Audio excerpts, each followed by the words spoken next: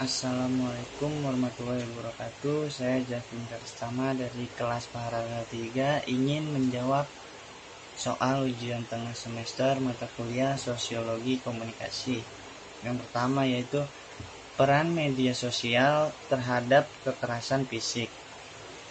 Zaman sekarang media sosial dijadikan untuk menanamkan kebencian terhadap orang lain dengan mengunggah kata-kata atau gambar yang tidak etis, sehingga terbangunlah rasa tidak senang atau benci terhadap seseorang.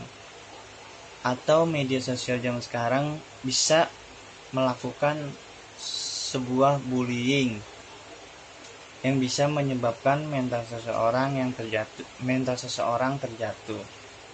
Kemudian nomor 2, peran media massa dalam masyarakat.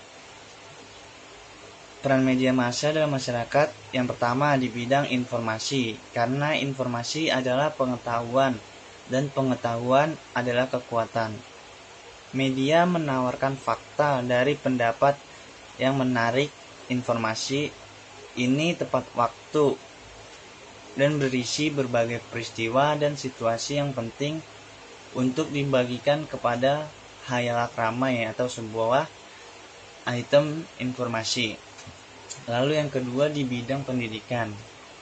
Media massa memberikan pendidikan dan informasi yang berdampingan. Media massa memberikan pendidikan dalam berbagai mata pelajaran kepada orang-orang dari semua tingkatan. Media mencoba mendidik orang secara langsung atau tidak langsung menggunakan berbagai bentuk konten. Lalu yang ketiga di bidang hiburan. Media massa memenuhi fungsi ini dengan menyediakan hiburan dan membantu mengurangi ketegangan sampai batas tertentu, yaitu surat kabar dan majalah, radio, televisi, dan media online menawarkan cerita, film, serial, dan komik untuk menghibur masyarakat. Kemudian ada olahraga, berita, ulasan film, kolom seni, dan mode contoh yang lainnya. Lalu kemudian nomor 3,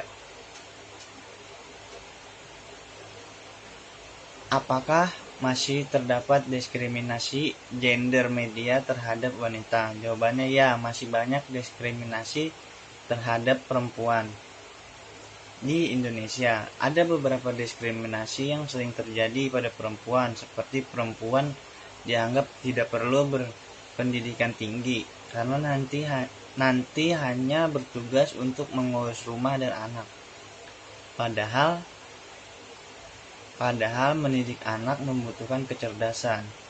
Selanjutnya yang kedua yaitu diskriminasi budaya terhadap perempuan, yaitu perempuan Indonesia masih terjebak dalam pernyataan masyarakat bahwa urusan perempuan sebatas urusan dapur dan rumah tangga saja. Selain itu, pelajaran bahwa perempuan itu lemah, tidak mandiri, dan tidak pantas dijadikan pemimpin.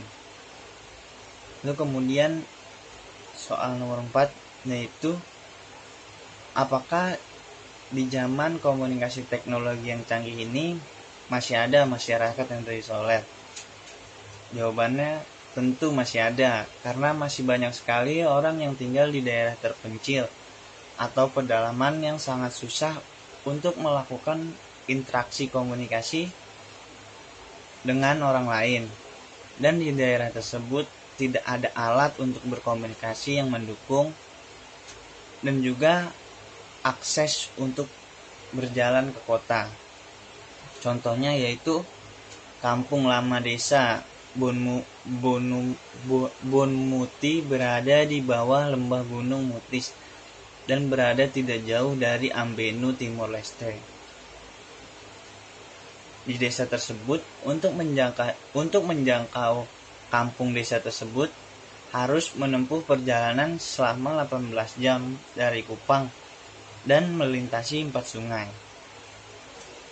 Kemudian yang terakhir nomor 5 yaitu perbedaan budaya massa dan budaya populer.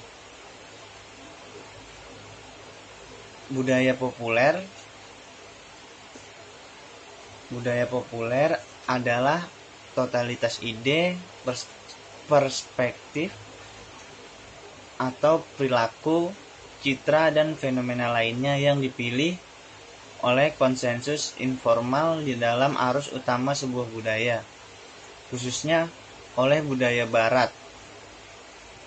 Di awal hingga pertengahan abad ke-20 dan arus utama global yang muncul pada akhir abad ke-20 dan awal abad ke-21. Dengan pengaruh besar dari media massa, kumpulan media ini menembus kehidupan masyarakat. Lalu yaitu selanjutnya budaya massa. Budaya massa adalah produk kebudayaan yang terus-menerus direproduksi sekaligus dikonsumsi secara massal, sehingga industri yang tercipta dari budaya massa ini berorientasi pada penciptaan keuntungan sebesar-besarnya. Budaya massa ini adalah sebagai akibat dari kritik atas budaya tradisional, di mana budaya tradisional ini muncul dan berasal dari masyarakat itu sendiri dan tidak terikat atau tergantung pada media massa. Cukup sekian dari saya, kurang lebihnya mohon maaf. Assalamualaikum warahmatullahi wabarakatuh.